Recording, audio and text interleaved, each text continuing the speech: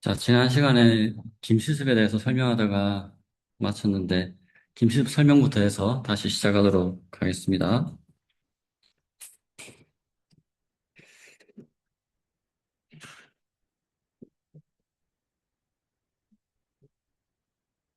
예, 김시습, 우리 시의 작자들 소개할 때 뭐 천재다, 천재다 이런 소리 많이 했는데, 그 중에 베스트 오브 베스트가 김시습일 거다. 저는 그렇게 생각을 합니다.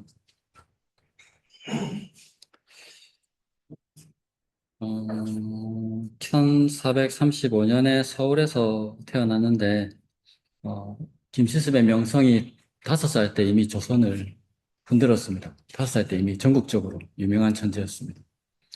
그리고 20살 때 단종이 폐위됐다는 소식을 듣고 내가 유가로서 이 조선에서 할 일 없겠다 생각을 해서 출가를 하고 스님이 됩니다.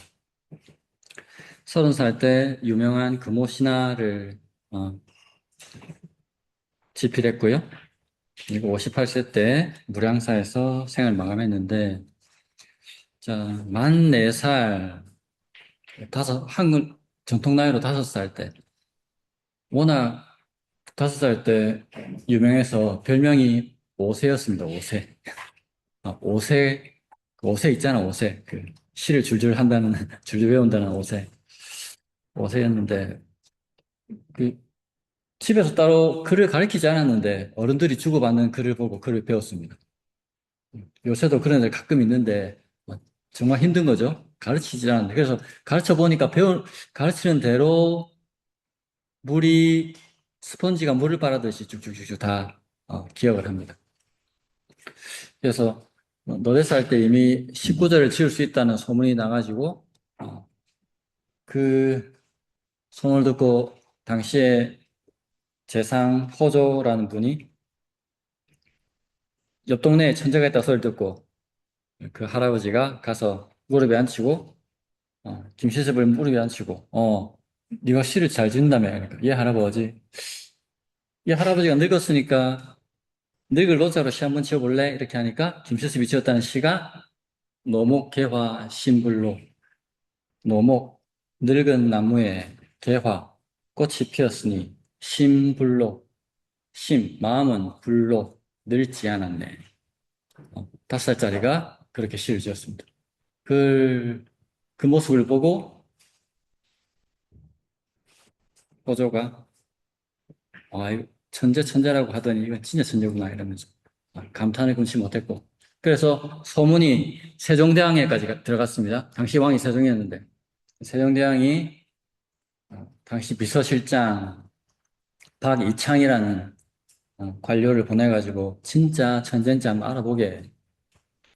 그래서 박이창이 와서 몇 가지 질문을 던졌는데 막힘없이 질문에 대답하는데 똑똑한 건 알겠는데 천재인지 잘 모르겠어. 그래서 박이창이 김치질에게 얘야 아저씨가 19절을 하나 지어볼 테니까 거기 아저씨 19절에 맞춰가지고 시를 한번 지어볼래? 이렇게 이야기를 합니다. 그러니까 김수습이 예 아저씨 이렇게 합니다. 그래서 박이창이 뭐라고 지었냐면 동자지학 백학무 천공지말 어린아이의 학문이 마치 흰 학이 푸른 하늘의 끝에서 춤추는 것 같구나 이렇게 시를 지었습니다. 여기 맞춰가지고 댓글을 한번 지어봐라 했습니다. 그러니까 김시습이 바로 댓글을 지었는데 성주지은 황룡번 벽해지중 이렇게 지었습니다. 성주지 덕 성스러운 임금님의 은덕이 마치 누런 용이 푸른 바다의 가운데에서 꿈틀거리는 것 같습니다. 이렇게 썼습니다. 그걸 보고 이건 천재가 맞다 생각했습니다. 왜냐하면 동자지학이라고 이야기하면서 박이창이 천재 이 아이를 칭찬했잖아요. 근데 그 대꾸로 뭐라고 했습니까? 성스러운 임금님의 은혜라고 했습니다. 이 5살짜리가 이 아저씨가 뭐 때문에 왔는지 아는 거라. 왕이 보내서 왔다는 거 알아. 왕이 나같이 보잘것없는 5살짜리 보겠다고 이렇게 신하를 보냈으니 얼마나 임금님의 은혜가 크냐. 이걸 5살짜리가 읽어내고 대꾸로 만들었다는 겁니다. 그걸 보고 박이창이 이 진짜 천재다 이렇게 보고를 합니다. 예, 그 보고를 들은 세종대왕이 내 진짜 얘를 직접 보고 싶은데 임금체통에 내가 갈 수도 없고 또 애를 오라가라 하기도 또 뭐 하고 내가 비단과 쌀 이런 거 그 하사품을 줄 테니까 자네가 다시 가가지고 이 하사품을 부모한테 전달하면서 이 아이를 이대로만 잘 키워달라고 이대로만 잘 키워주면 내가 반드시 크게 쓰겠다고 이렇게 세종이 말을 전합니다.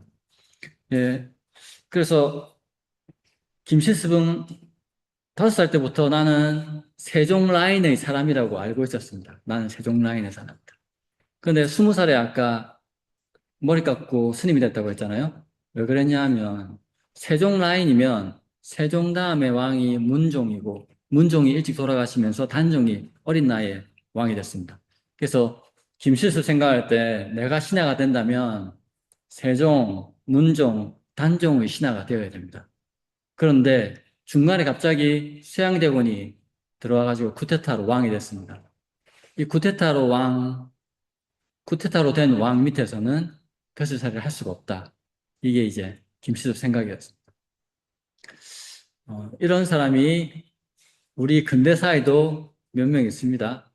어떤 경우냐면 사법고시 패스를 했어요. 사법고시 패스해서 판검사 하면 됩니다. 그런데 그때 전두환이 쿠데타로 대통령이 됐어요. 그래서 판검사 안 하고 변호사 되신 분들이 더 있습니다. 내가 쿠데타 밑에서 쿠데타 대통령 밑에서 일 못하겠다고. 예, 뭐 이거 뭐 비슷비슷한 거죠, 다들.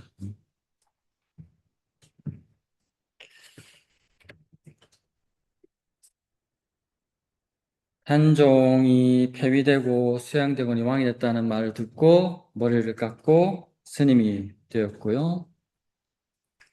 단종 2년, 그러니까 세조 2년, 세조가 왕이 되자 단종을 복위시키려고 준비했던 사람들이 있었습니다. 근데 그 과정에서 발각이 돼서 처형이 되었고, 그 사람들을 우리가 역사 속에서 사육신이라고 부릅니다. 가장 대표적인 인물이 성삼문이고, 그죠?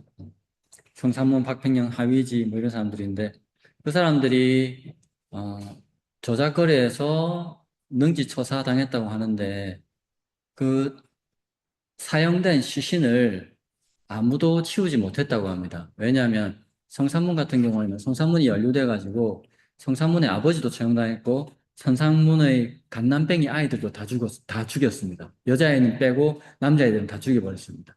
그러다 보니까 누군가가 성삼문 사육신의 시신을 수습하려고 하면 너는 이 역적들과 무슨 관계냐 이렇게 얽히면은 목숨이 위태로운 상황이기 때문에 아무도 쉽게 그 시신을 수습하지 못하던 시신이 그냥 널브러져 있던 상태였는데 그 시신을 다 거둔 사람이 김시습입니다. 혼자서 다 이렇게 시신을 수습해서 노량진에 육신총을 만들었습니다. 시대가 마음에 안 들었기 때문에 이리저리 돌아다니면서 시를 지었는데 그런 작품들 중에 명작들이 많습니다.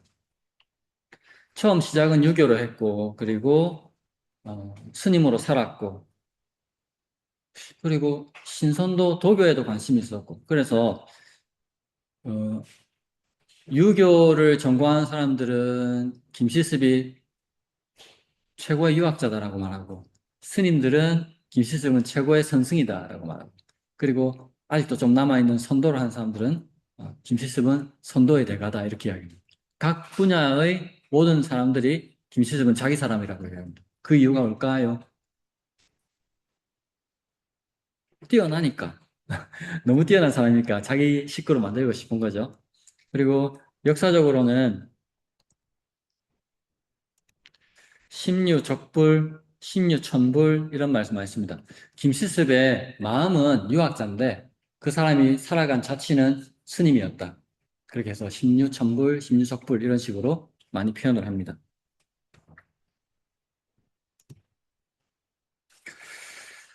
만 30살 무렵에 경주 남산 금오산에 오두막을 짓고 매울당이라고 집 이름을 짓고요. 7년 동안 머물렀는데 그때 금오신화라는 한국 최초의 한문 소설, 우리 중고등학교 때 많이 배웠던 그 금오신화를 저술했습니다. 이 금오신화는 뭐 귀신과의 사랑 이야기, 선녀와의 사랑 이야기, 영궁에 갔다 온 이야기, 이런 조금 현실과는 동떨어진 이야기를 하는데 그 속에서 인간 사회의 뭐 부정한 면, 이런 것들을 파헤치는, 그런 을 고발하는 그런 내용을 담고 있습니다. 김시슬이 남긴 문집이 매월당집인데요. 한시를 참 많이 지어서 2200수에 달합니다. 그리고 금오신화에서는 여러 가지 현실에서 이룰 수 없는 사랑, 그리고 잘못된 역사에 대한 비판, 이런 것들을 담고 있습니다. 김시습도 천재지만 또 천재라고 불리는 유명한 학자가 있습니다. 우리가 다 아는 율곡. 율곡도 치는 시험마다 장원을 했기 때문에, 수석을 했기 때문에, 율곡이가 진사시험부터 시작해서 은퇴할 때까지 총 9번의 국가고시를 쳤는데 모두 수석을 했습니다. 그래서 9번 수석한 사람, 구도장원공이라는 별명을 갖고 있는 사람인데, 그 사람이 김시습 전을 썼습니다. 김시습 일대기. 일대기를 쓰면서 율곡이가 김시습을 어떻게 평가했냐면 백세지사라고 했습니다. 역사에 남을 스승이라고 이렇게 평가를 했습니다. 그의 절개를 높이 평가하는 거죠. 자, 이러한 김시습의 작품을 한번 보도록 하겠습니다.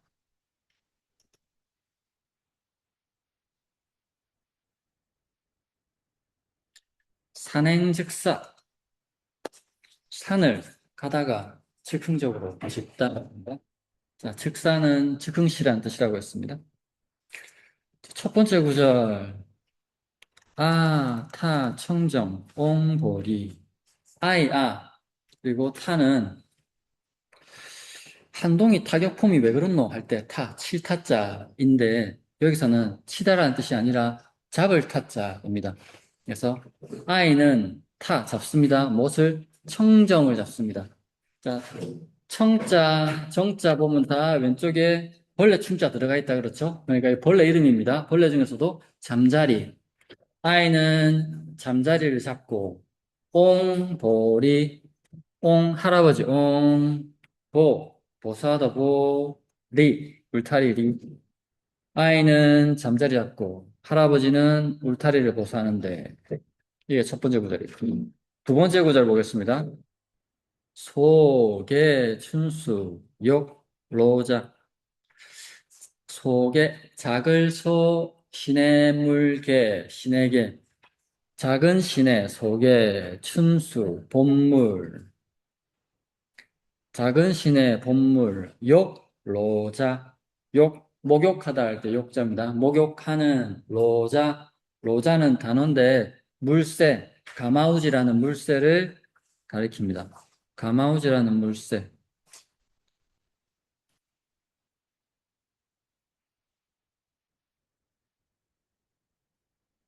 대충 이렇게 생겼습니다. 아주 흔한 물새인데 우리는 잘 구분 못하죠. 가마우지라는 물새를 가리킵니다.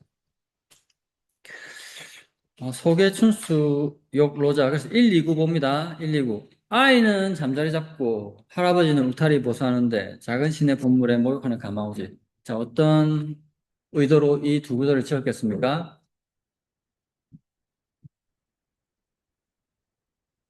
한가로운 농촌의 한가로운 농촌의 봄 모습 또는 초여름 모습, 이런 것을 표현하고 있습니다. 세 번째 구절, 청산, 단처, 귀정원. 푸를 청산산, 푸른 산, 단처, 끊어질 단, 끊을 단, 고처. 푸른 산이 쭉 이어지다가 딱 끊어진 곳.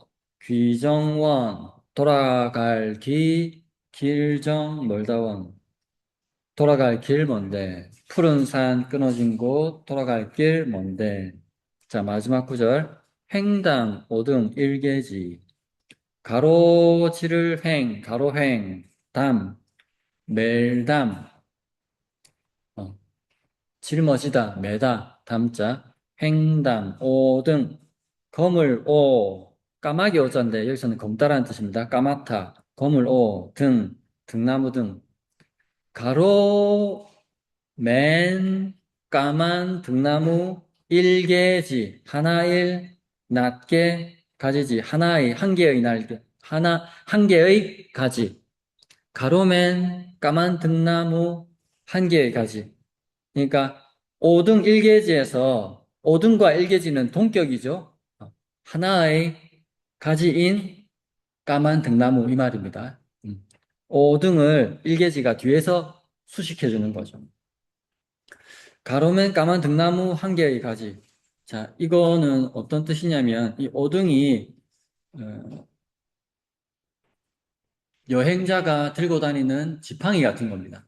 근데 지금은 지팡이를 짚지 않고 필요가 없어서 잠시 옆에 짐에 넣어둔 거죠. 자, 다시 한번 이 시 전체를 보겠습니다. 산행, 즉사, 산을 가다가 즉흥적으로 짖다고요. 아이는 잠자리 잡고 할아버지는 울타리 보수하는데 작은 시내 동물에 목욕하는 가마우지. 푸른 산 끊어진 곳 돌아갈 길 먼데 가로맨 까만 등나무 한 개 가지. 이 시를 보고 허균이 뭐라고 비평했냐?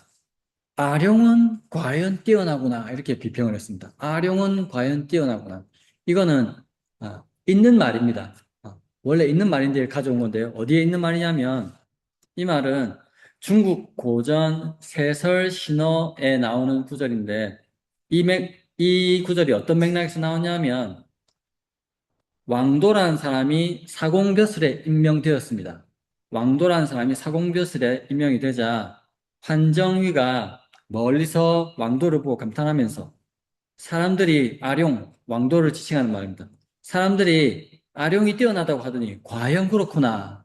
이렇게 직접 보고 감탄하는 그런 표현입니다. 그래서 남이 인정하는 뛰어남을 직접 자기 눈으로 확인하고 극찬하는 표현입니다. 김시섭 시 잘 짓는다, 시 잘 짓는다 소리 막 듣다가 직접 이 작품을 딱 보니까 와, 진짜 김시섭 시 잘 짓네. 이렇게 허균이 생각을 했다는 겁니다. 자, 산행즉사는 산길을 걷다가 눈앞에 펼쳐진 평화롭고 고즈넉한 봄 풍경을 있는 그대로 포착해낸 한 폭의 산수와 같은 작품입니다. 1구 아타청정 엉보리에서는 울타리를 고치는 할아버지 곁에서 천진난만하게 잠자리를 잡으려고 뛰어다니는 아이의 모습이 등장합니다. 2구 소개춘수역 로자로 시선이 옮겨지면요. 봄을 맞아 불어난 맑은 시내에서 가마우지가 한가로이 깃털을 적시며 목욕을 하고 있습니다. 3구 청산단처 규정원에 이르러서 시인은 푸른 산줄기가 뚝 끊어진 곳을 바라보면서 자신이 돌아가야 할 길이 아직 까마득히 멀리 남아 있음을 인식합니다. 그런데 4구에서 횡담 오등 일개지에서는요, 까만 등나무 지팡이 하나를 어깨에 척 걸쳐매고 다시 유유히 여유롭게 걸음을 옮깁니다. 갈 길이 멀다고 조급해하거나 탄식하지 않고 지팡이 하나에 의지해서 자연을 벗삼아 걸어가는 시인의 모습에서 세속을 초월한 당당함과 대자연 속의 자유로움이 고스란히 전해진다고 평가할 수 있겠습니다. 그래서 허균은 이 시에 대해서 아룡은 과연 뛰어나구나라는 평가를 남겼습니다. 세상 사람들이 입을 모아 명성이 자자하다고 칭송하던 인물의 실력을 눈앞에서 직접 확인하고 소문이 과연 헛되지 않았구나라며 무릎을 친 그런 표현이 되겠습니다. 시에 담긴 시각적 이미지의 선명함, 그리고 담백하면서도 깊은 울림을 주는 시인의 내공을 평론가로서 완벽하게 인정했다고 볼 수 있겠습니다. 자, 다음 시는요, 박휘겸이라는 사람이 지었는데, 박휘겸에 대해서는 그다지 알려진 것이 없는데요. 대신에 허균이 주석을 좀 달아놨습니다. 허균이 지봉유설에 있는 구절들을 가져와서 국조시산에 주석으로 달아났는데 주요 내용을 보면 박휘경은 세조때 사람이고요. 묵과에 급제해서 부장이 되었는데 북정에 참여해서 북쪽 정벌에 참여해서 공이 있었지만 자기 공을 밖으로 내세우지 않았고 천안 지방으로 물러나서 살면서 늙은 장수라는 시를 지었는데 이 늙은 장수 시를 보면요. 백마는 버스나무 가지에 부는 바람에 우는데 장군은 할 일이 없어 칼을 칼집에 감추었네. 나라의 은혜 아직 갚지 못하고 몸은 이미 늙었지만 꿈속에서는 여전히 눈도 녹지 않은 관산을 밟고 다니네. 자, 관산은 치열한 국경지방이죠. 늙었지만, 비록 늙은 장수지만 꿈속에서는 아직도 조국을 위해서 싸울 준비를 하고 있다. 이런 내용입니다. 그리고 예전에 군관으로서 수도에 가서 시를 지었는데, 군관으로서 직무 때문에 고향을 떠나서 수도에서 근무하면서 시를 지었는데, 3월 3일에 날씨가 새로워 계곡과 보들가지는 푸름이 두루 퍼지기 시작하네. 나들이 하면서 즐기는 좋은 모임은 고향에서의 일이니 마땅히 술잔 앞에서 멀리 있는 가족 생각하네. 자기 직분 때문에 고향을 떠나 있으면서 고향 생각하면서 좋은 3월 삼진날을 맞아서 지은 시입니다. 그러니까 무관인데도 시를 참 잘 지었던 그런 사람입니다. 자, 이 사람이 지은 종군이라는 시입니다. 종군은 딸을종 군대군에서 군대에 속해서 전쟁사에 나가는 것을 종군입니다. 첫 번째 구절입니다. 십만, 비휴, 옹수룩, 열십, 만만, 십만, 군사가 이렇게 많다는 거겠죠?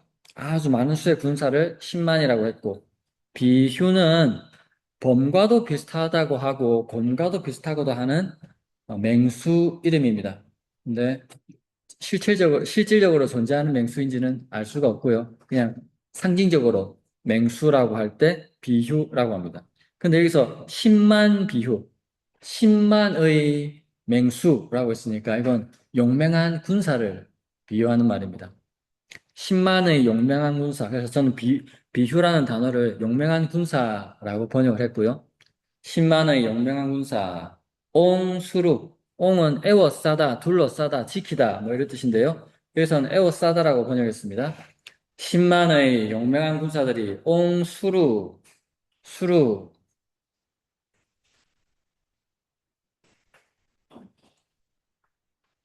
수루는 적군의 동정을 살피려고, 적군의 움직임을 살피려고 성 위에 만든 누각을 수루라고 합니다. 그래서 제가 풀어서 쓰기를 숫자리 누각이라고 풀어서 썼는데, 숫자리는 변방을 지키는 일이라고 하고요. 누각. 10만의 용맹한 군사들이 숫자리 누각을 에워쌌는데, 집결해 있다, 이 말이겠죠? 음, 여기에 이제 수많은 군사들이, 용맹한 군사들이 누각을 중심으로, 망보는 그 망루를 중심으로 딱 집결해 있다는 말이고. 두 번째 구절, 야심, 변월, 냉오구. 밤야 깊을 심, 밤 깊어, 변월. 변은 변방지방, 국경지방을 말합니다. 변방지방, 국경지방. 변월, 변방의 달, 국경지방의 달. 밤 깊어 변방의 달은 국경지방의 달은 냉호국 차다 차갑다 냉 여우호 가죽옷구 차갑네 어디에 여우 가죽옷에 차갑네. 자, 여우 가죽옷은 그래도 지위가 좀 있는 군관이 입을 수 있는 겨울 옷이 되겠습니다. 그런데 달빛이 왜 차가울까요? 여러분, 달빛이 차갑습니까? 지금 춥다, 이 말이겠죠. 너무 추우니까 달빛마저 차갑게 느껴진다는 의미로 받아들일 수 있겠습니다. 밤 깊어 변방의 달빛은 여우 가죽옷에 차갑네. 세 번째 구절입니다. 일성장적, 하나의 소리성, 하나의 소리, 장적, 길장, 피리죠. 하나의 소리, 긴 피리. 하나의 소리, 긴 피리. 조금 번역하기가 어색하니까 좀, 앞뒤를 좀 수정해가지고요. 피리의 긴 한 소리. 이렇게 번역을 했습니다. 한 소리, 긴 피리는 피리의 긴 한 소리. 이렇게 번역을 했고요. 레, 하처, 레, 오다, 하, 어느, 처, 곳, 오는가, 어느 곳에서. 피리의 긴 한 소리는 어느 곳에서 오나. 지금 수많은 군사들이 주둔지에 모여 있습니다. 근데 갑자기 피리 소리가 어디선가 들려옵니다. 아마도 쉬고 있는 군사 중 한 명이 부는 소리일 것 같은데, 아무튼 어쨌든지 간에 피리의 긴 한 소리가 들려서 이 소리가 왜 이렇게 국경지방에 들릴까? 이렇게 의문을 갖습니다. 네 번째 구절입니다. 취진, 정부, 말리심. 불다 취, 악기를 불다 되겠죠? 여기서는 피리를 불다, 진, 다하다. 악기를 부는 것이 다하자, 취진, 악기를 부는 소리 다하자. 어디선가 들려오던 피리 소리가 끝나자 이 말입니다. 정부 말리심. 정부는 정벌하다, 사나이부. 정벌하는 사나이. 군인. 자기 자신을 말하는 거죠. 피리 불기를 마치자. 정벌 나온 사나이는 말리심. 일만만 거리 다니리 근심수. 말리의 마음. 이 말리의 마음 어디서 본 거 같지 않습니까? 그 유명한 취하우 중에 등전 말리심. 등불 앞에 말리의 마음. 말리 밖 떨어져 있는 고향을 그리워하는 마음, 이렇게 보통 번역을 하죠. 그래서 말리심은 고향을 그리워하는 마음이라고 볼 수가 있고요. 그래서 이 시 전체를 다시 한번 보면 종군이고요. 10만의 용맹한 군사들 숫자리 누각을 에워쌌는데 야신변월냉 호구 밤 깊어 변방의 달빛은 여우 가죽옷에 차갑네. 일성장적 레하처 피리의 긴 한 소리는 어느 곳에서 오나? 취진 정부 만리수. 피리 불기를 다 하자 정보를 나온 사나이는 만리의 근심이네. 피리 소리 끊어지자마자 그 피리 소리에 막 마음이 동화되었다가 그 동화된 마음이 고향 그리워하는 마음으로 전이돼 버렸다는 겁니다. 이 구절을 보고 호균이 어떤 비평을 달았냐 하면 바로 변방노래의 호방하고 씩씩한 음을 얻었으니 신숙주의 격찬을 받은 것도 당연하다 하게 됐습니다. 일단 이 시가 호방하고 씩씩하다라고 표현했고요. 호방하고 씩씩하다라고 표현했고 거기다가 신숙주가 이 시에 대해서 칭찬했다라고 이야기하고 있는데 그래서 신숙주가 이 시에 대해서 어떻게 칭찬했을까 좀 찾아봤습니다. 찾아봤더니만 이렇게 사연이 있었습니다. 이 시를 지은 박휘겸이 1460년 8월에 함길도 도채찰사였던 신숙주를 따라서 두만강 밖의 야인들을 정벌하러 갔을 때 이 작품을 지었다고 합니다. 그때 박휘겸의 상반이 신숙주였는데 그래서 군대에서 저녁에 회식하면서 술을 한 잔씩 하면서 신숙주가 자네 시 한번 지어보게 박휘겸한테 그렇게 이야기하니까 박휘겸이 이 시를 지었는데 그때 이 시를 보고 신숙주가 칭찬했고 그것 때문에 이제 이 시가 너무 괜찮아서 구전해가지고 많이 알려졌다. 박휘겸 시 잘 짓는다. 소문이 그때부터 나기 시작했다. 이런 사연이 있는 시입니다. 자, 이 작품은 박휘겸이 변방을 지키는 군대의 삼엄한 분위기와 군사들의 애달픈 향수를 노래한 한 시입니다. 변방의 거친 풍경 속에서 피어나는 영웅적인 기상, 그리고 인간적인 고독, 이걸 다 담고 있는 시입니다. 10만 비유 옹수루에서 비휴라 불리는 맹수처럼 용맹한 10만 대군이 변방의 누각을 겹겹이 에워싸고 삼엄하게 경계를 서고 있는 모습을 그립니다. 야심변월 냉호구. 밤이 깊어가면서 분위기는 반전이 되는데요. 차가운 달빛이 여우 가죽옷을 입은 장수의 몸으로 스며드는 시각적, 촉각적 묘사를 통해서 변방의 혹독한 추위와 홀로 서 있는 이의 쓸쓸한 고독감을 극대화합니다. 3구 일성장적 레하처에서 밤하늘의 정적을 깨고 어디선가 길게 울려 퍼지는 피리 소리가 들려옵니다. 어, 제가 군대 훈련 받아갔을 때 제가 학군으로 갔는데 학군으로 가면 학군은 이제 직업 군인이니까 일과 시간 이외에는 쉴 수도 있고 그래요. 그때 넉 달 훈련 받으면서 훈련 받고 들어갔는데 아무튼 우리는 대부분이 다 학군이고 학군이 ROTC가 쪽수가 많아요. 그리고 소수가 육사 출신 애들입니다. 저도 졸업한 애들. 딱 보면 표가 나요. 학군은 시끄럽고 줄이 안 맞아요. 근데 조용하고 줄 맞으면 육사 애들이에요. 우리는 뭐 갈 때마다 한 140명이 이동하면 야, 이 새끼야, 줄 맞춰! 이러면서 팔 똑바로 하는 사람 서로 막 욕하면서 막 가거든요. 근데 저기서 140명이 와요. 140명, 100명, 몇 명이 그 정도 오는데 조용해. 조용하고 서로 그 주위를 둘러보지도 않아. 그런데 발이 맞아. 우리 신기하면서 와, 도대체 얼마나 굴리면 저렇게 되나 하면서 와, 정말 대단하면서 감탄했습니다. 근데 그때 제가 인상 깊었던 게 뭐냐면 일과 시간이 5시 반, 6시에 끝나면 그때 씻지도 않고 매일 훈련하고 나면 온몸이 그때는 아니다. 그때 추울 때인데. 아무튼, 추울 때 막 이래가지고 막 위장 크림 바르고 이래가지고 온몸이 막 더러운데도 불구하고 딱 일과 시간이 딱 끝나면 연병장에 나와가지고 트럼펫을 불던 친구가 있었어요. 취미생활이 트럼펫이 모양이지? 아니다. 트럼펫은 이거고, 이게 뭐죠? 이렇게 부는 거. 트럼펫 맞나? 이거 아니었는데, 이거였는데. 아무튼, 그걸 부는데, 와, 진짜, 그, 직업 군인은 다르구나. 직업 군인은 자기 여가 생활을 저렇게 열심히 하는구나. 이렇게 감탄받았던 적이 있습니다.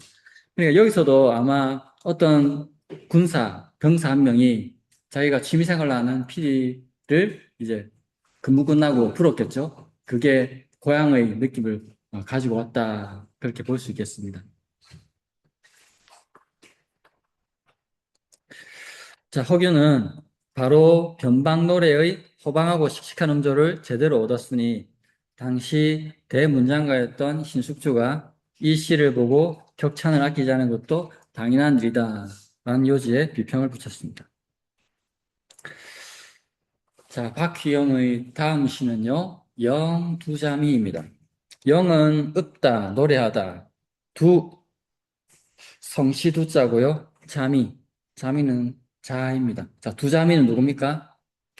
중국 최고의 시인 중에 한 사람, 두보. 어, 두보의 자가 잠이라서 두잠이라고 이야기를 많이 합니다.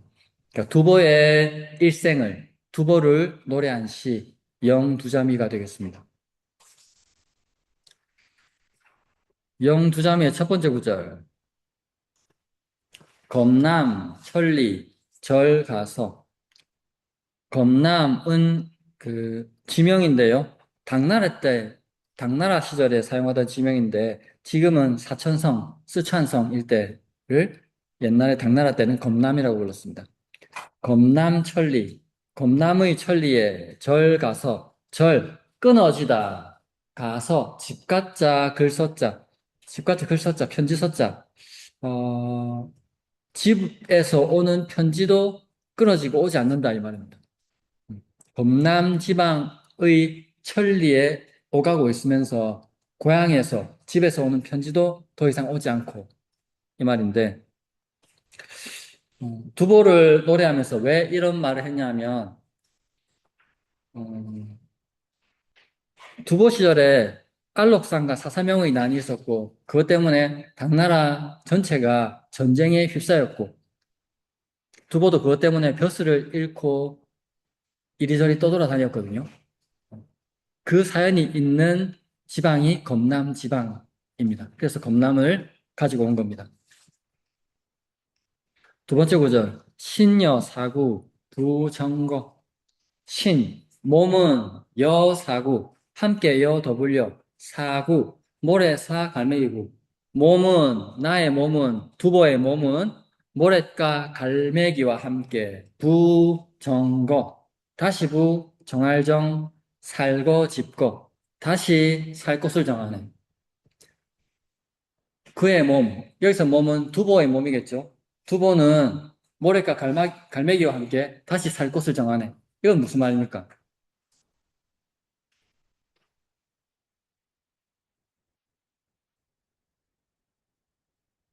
우리야 별일 없으면 한 곳에 오래 살잖아요. 한 곳에 오래 사는데 지금 전쟁 지역, 전쟁통이라서 한 곳에 머물러 살 수가 없고 계속 피난 다니는 두보의 안타까운 모습을 마치 야생 짐승들이 이리저리 옮겨 다니는 것처럼 그렇게 비유해서 표현한 것으로 해석할 수 있겠습니다. 세 번째 구절입니다. 몽파, 사경, 산토월, 꿈몽, 깰파. 자, 파자가 보통은 마치다 인데 여기서는 꿈을 마치는 거니까 꿈에서 깨다라고 번역을 했습니다. 몽파, 꿈에서 깬 사경, 넷, 사, 시간 단위경. 옛날 사람들은 밤 시간을 5등분 했다고 했습니다.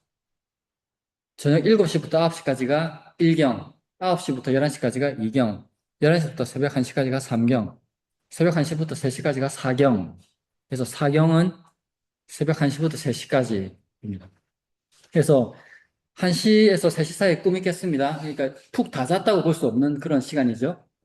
꿈에서 깬 새벽에 산토월, 새벽에 꿈에서 깨서 밖을 보니까 산토월입니다. 산이 토했습니다. 월, 달을. 산 위로 달이 떠오른 모습을 산토월이라고 표현을 했습니다. 자규성리, 말정리어. 자규는 두견새이고요. 그리고 울음소리가 너무 처절해서 한의 정서를 담고 있는 그런 새이고요. 자규, 성리, 소리, 속리. 자규, 울음, 소리 속에 이 말자는 짐승의 먹이를 먹이는 것을 이 말자를 씁니다. 먹일 말. 짐승 먹일 말자입니다. 자규 울음소리 속에서 먹이를 먹입니다. 정려, 가다 검은 려, 길 떠나는 검은 말을 먹이네. 새벽에 길을 떠납니다. 새벽에 길을 떠나요. 어, 갈 길이 멀다는 뜻일 수도 있고요. 새벽에 길다는 것은 갈 길이 멀다는 뜻이 있고 주의 눈을 피해야 한다는 뜻도 있고 어쨌든 새벽에 떠나야 하는 그런 상황을 이렇게 표현하고 있습니다. 자, 다시 영두자미 정편을 보면요. 두자미 두보를 노래했습니다. 두보의 일생을 염두에 두고 쓰시고요. 검남의 천리에 집에서 온 편지도 끊어져 몸은 모래 갈매기와 함께 다시 살 곳을 집을 정하네. 꿈에서 깬 새벽에 사는 달을 토하는데 이 새벽 시간에 자기 울음소리 속에 길 가는 검은 말을 먹이네. 이 새벽 시간에 자기 소리 들으면서 다시 길을 떠나기 위해서 말에게 먹이를 준다는 겁니다. 자, 영두자미는요, 박휘겸이 당나라의 위대한 시인 두보의 삶과 그의 시적 세계를 기리며 지은 작품입니다. 검남천리절 가서는 여기서 검남은 두보가 알록산과 사사명의 난을 피해서 피난 생활을 했던 지금 중국 사천성, 쓰촨성 일대를 말합니다. 고향과 가족으로부터 천리나 떨어진 이 먼 타양에서 집에서 오는 편지마저 뚝 끊어져 버린 상황은 전쟁으로 인해 가족의 생사조차 알 수 없었던 두보의 깊은 외로움과 고통을 전달해 줍니다.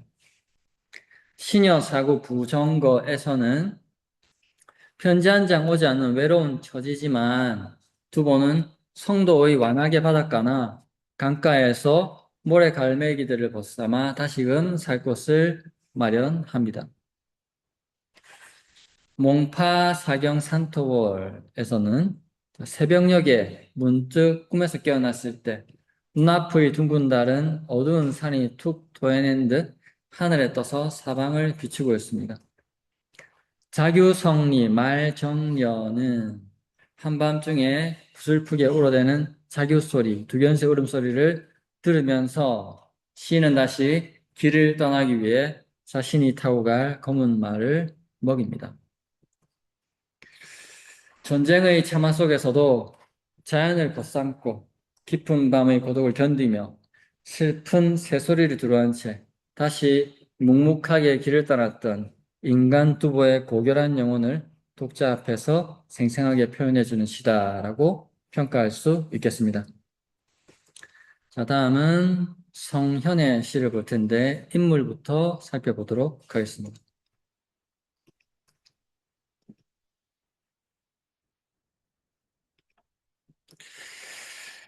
자, 르네상스맨이라는 말을 또 붙였습니다. 다재다능한 사람을 르네상스맨이라고 이야기를 하고요. 완벽한 관료이면서 자유로운 예술가였다. 예조 판서, 대제학, 장학원 제조, 그리고 네 차례 명나라 사행을 갖고요. 국가 행사와 음악의 규범을 집대성한 악학괴범 편찬, 국가 공식 의례에 쓰이는 음악, 악기 이런 것들을 다 이 사람이 주관했다라는 겁니다. 정신없다, 정신사납다 소리 들을 정도로 아주 유머 감각이 컸고, 좀 이 성향이었던 것 같아요. 이 성향으로 막 농담도 잘하고 이런 성향.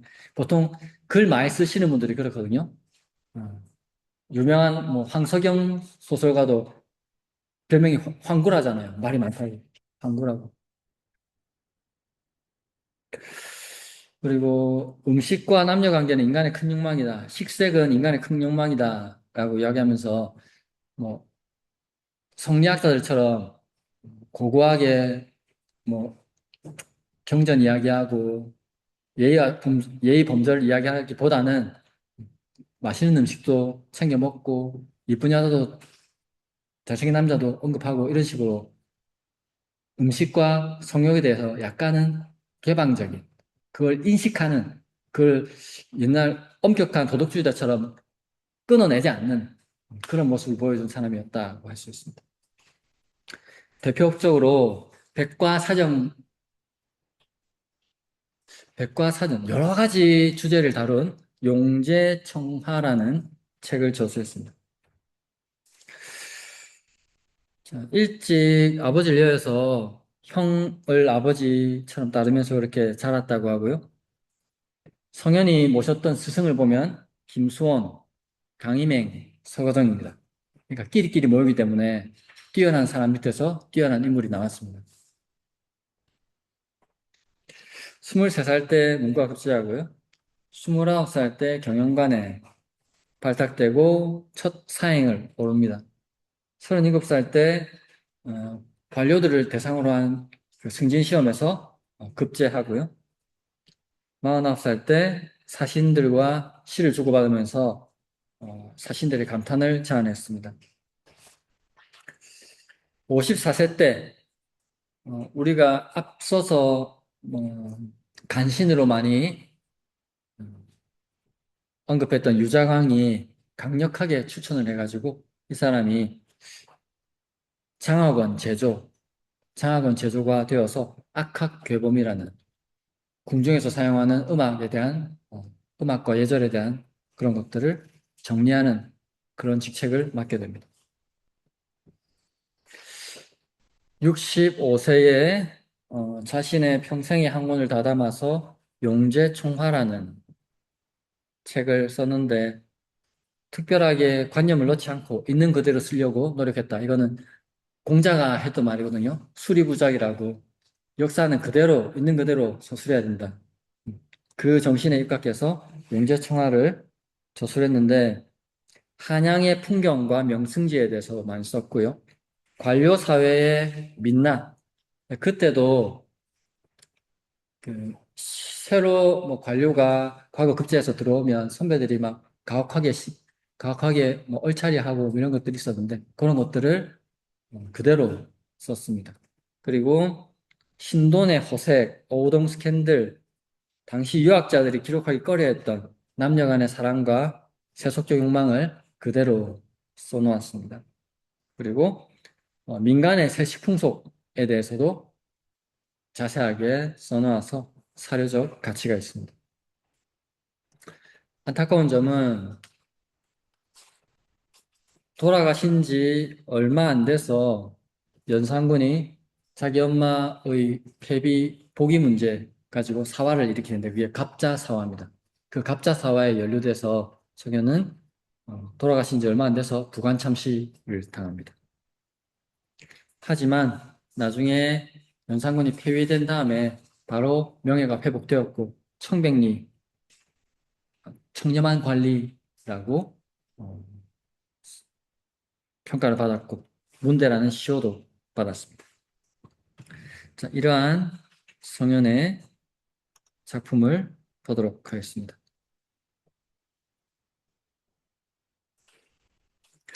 자, 성현의 작품의 제목은 최우 제 청주동원입니다. 채, 막힐 채, 우, 비우. 비 때문에 막혔다. 우리 비 오면은 못하는 경우가 많잖아요. 야구도 못하고 공사 현장에서도 공사를 못하고 이렇게 합니다. 이때도 무슨 이유 때문에 비 때문에 어, 하려던 일을 하지 못했습니다. 떠나지 못하고 비에 막혀서 적었습니다. 지었습니다. 청주 동원. 청주의 동원에 이 시를 지었습니다. 비에 막혀서 청주의 동원이 지었습니다. 자, 청주는 충북 청주고요. 동원은 지방관청에서 수령들이 공무를 처리하던 곳이 동원입니다. 자, 첫 번째 구절 보겠습니다. 화병고침 엄라휘 크림화 병풍병 그림병풍 화병 고침 높을고 베개침 그림병풍 높은 베개 엄라휘 닫다 비단나 휘장 위 그림병풍 높은 베개 비단 휘장을 닫고 이거 뭘까?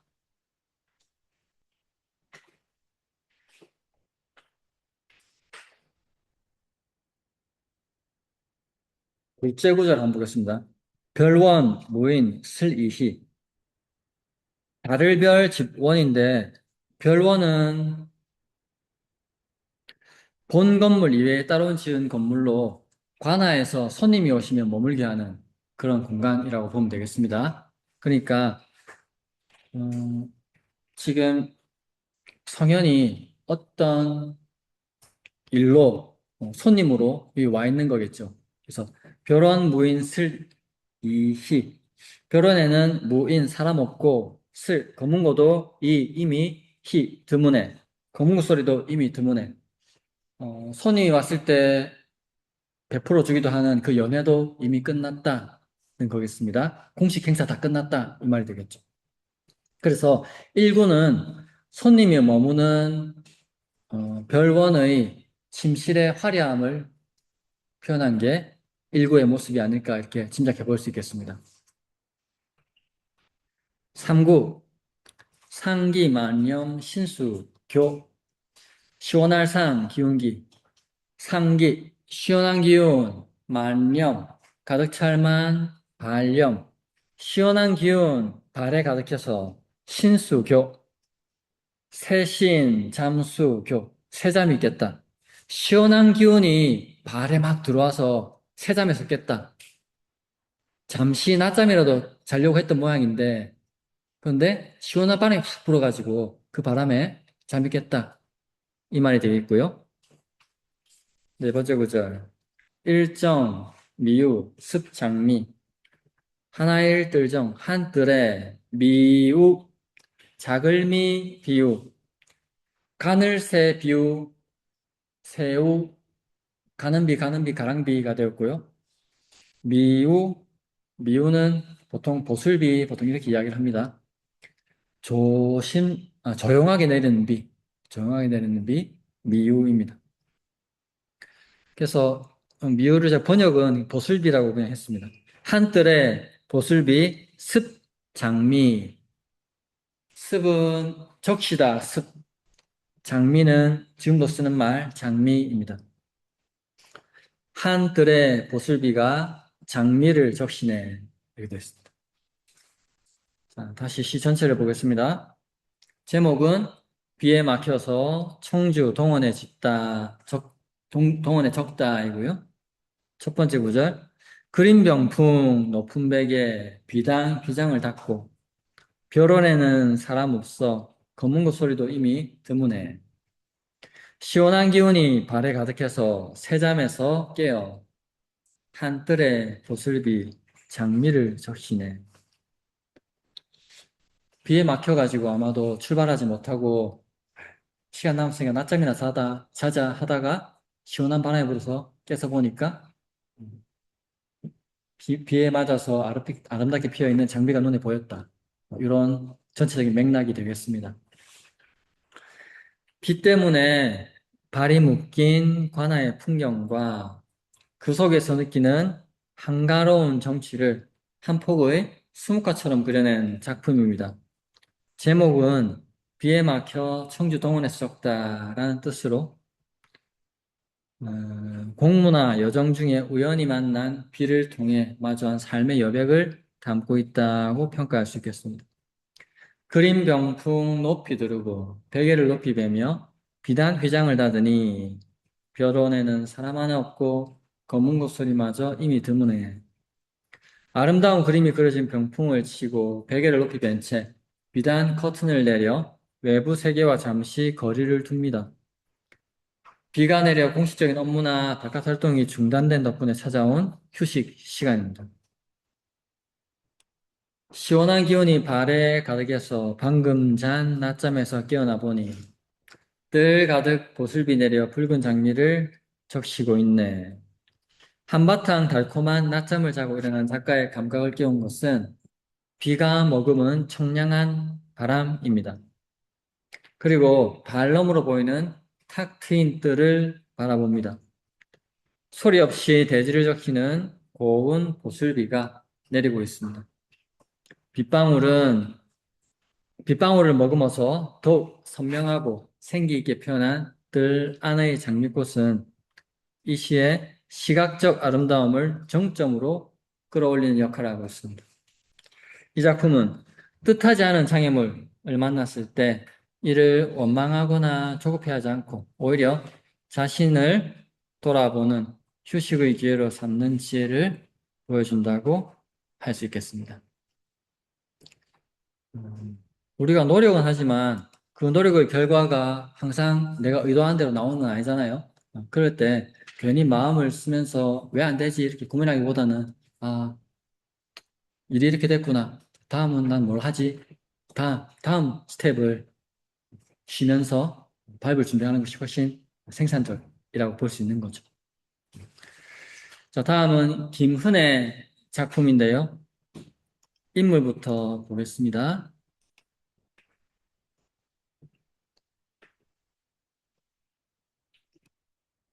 안락당 김훈입니다.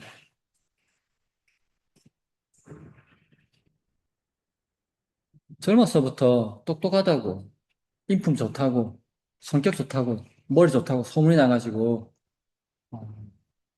과거 급제하기 전부터 많은 동료들로부터 존경을 받았다고 합니다. 그러다가 20살 때 처음 진사시를 쳤는데 수석을 하고 23살 때 이제 2차, 3차 시험을 쳤는데 또 수석을 했습니다. 그러니까 사법고시를 다 수석으로 통과한 사람입니다. 그러니까 뭐 주위의 동료들로부터 많은 존경과 칭찬을 받았던 그런 인물입니다.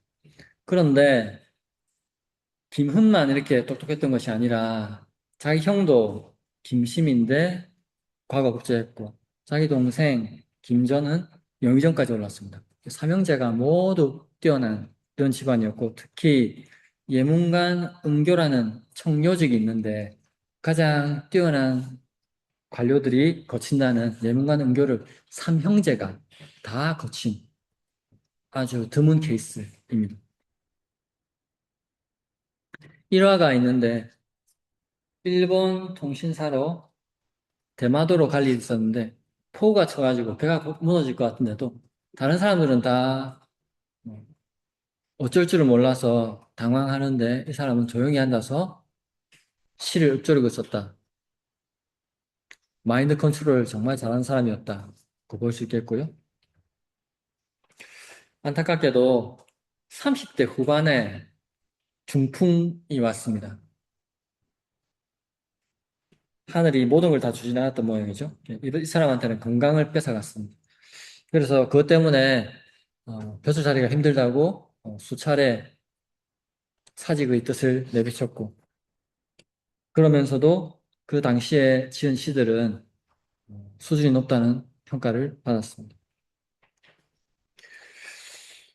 경연이라고 우리가 알고 있죠. 조선시대 때 왕하와 같이 신료들이 모여서 경전, 역사서 같은 걸 공부하던 그런 시간이 있었는데 그때 누군가가 말을 잘못해서 임금이 화가 엄청 났습니다.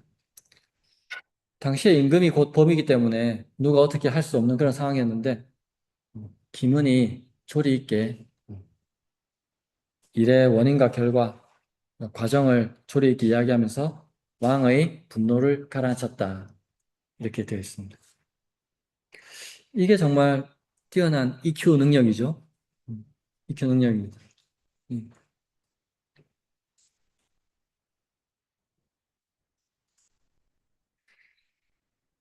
짧지만 찬란했던 안락의 삶. 그 안락당 김은의 친구 중에 용재 이행이라는 분이 계셨는데 이 사람도 엄청난 뛰어난 시인이었는데 이 사람이 친구의 묘비병에다가 문장을 높이 받들었지만 독행력 지동이 됐네. 글 잘 짓는다고 해서 그 사람 인품이 좋은 건 아니잖아요. 근데 김훈은 글도 잘 지었지만 인품도 훌륭했다. 이렇게 친구의 칭찬을 하고 있습니다. 안락당이라는 김훈의 호 자체부터가 보통 사람이 아닌데요. 안락이 무슨 뜻입니까? 여기서 안자는 그 공자의 가장 뛰어난 제자 안회의 성씨 안입니다. 안회의 즐거움이라는 거예요. 안회의 즐거움. 일단사 일표음으로 제누함을 인불감 기호로는 회화 불계 기락하니 현자라 회화해.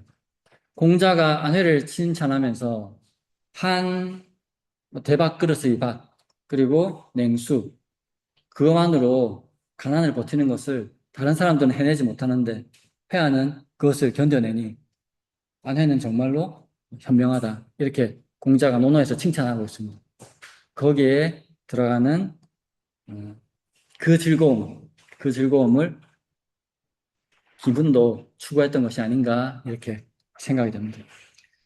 자, 작품은 다음 시간에 보도록 하겠습니다. 오늘 수업 여기까지 하겠습니다. 수고하셨습니다.